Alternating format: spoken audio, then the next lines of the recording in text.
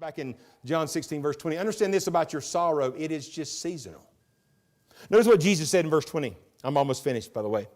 Verily, verily, I say unto you that ye shall weep and lament, but the world shall rejoice. And ye shall be sorrowful, but your sorrow shall be turned into joy. Can I say this about us as people? As our circumstances change, so do our emotional state.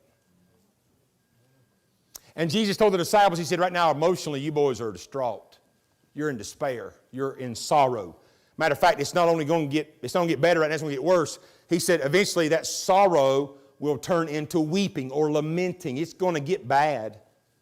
But that ain't the end of it. It changes. And it's very unfortunate, but we're the kind of people that if we're not careful, look in verse number 22, and ye now therefore have sorrow, but I will see you again. And then, watch this, your heart shall rejoice, and your joy no man taketh from you. The reason it's important not to get overwhelmed when you're in a season of sadness is because it's going to end. Life's full of ebb and flows, right? Valleys and mountains. And here's what we have to learn. Stay grounded in good seasons. Don't get overly defeated in the valleys. Amen. We tend to float through the good seasons and we don't recognize all the goodness and blessings of God when we're going through that. But when we get in a valley, we slow down and dwell on low times of life. But if you were to look back over the totality and recognize truly the good and the bad, unless you're like, who's the little guy on the Peanuts with a cloud over him all the time? Don't answer. Him, yeah. Life's not like that for everybody. Whether you realize it or not, you got some good days. But we fly through them and we only stop and recognize the hard times. Amen? And when that's all you dwell on, next thing you know, you just start looking at your life and saying, oh, the last X many years of it, nothing but just sadness and badness. Not true. Not true. We got up today and probably if we wanted to eat, we did. Pretty blessed, right? You say, well, everything ain't right at the house. Change it.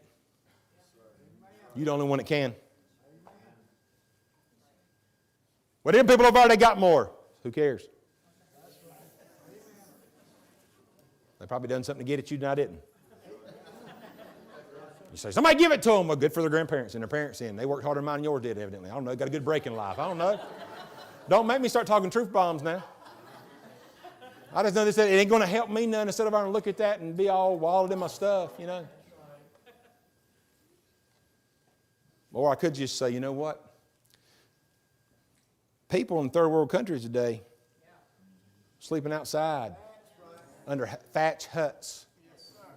Digging in Venezuela today, they're digging through garbage cans for the next meal. I'll go home to a pantry with food in it enough to last a week or so. Got it made. Amen. And even when life really does throw us a curveball, we do get a hold of something that really does bring us to a sad state, it's only seasonal. It's only seasonal. God created it that way because who could live under a black cloud of despair all the time? Nobody could. He'd crush you. But the bad part is, or the sad part is this. You and I as God's people, we're taught in the Word to be people of thanksgiving and praise.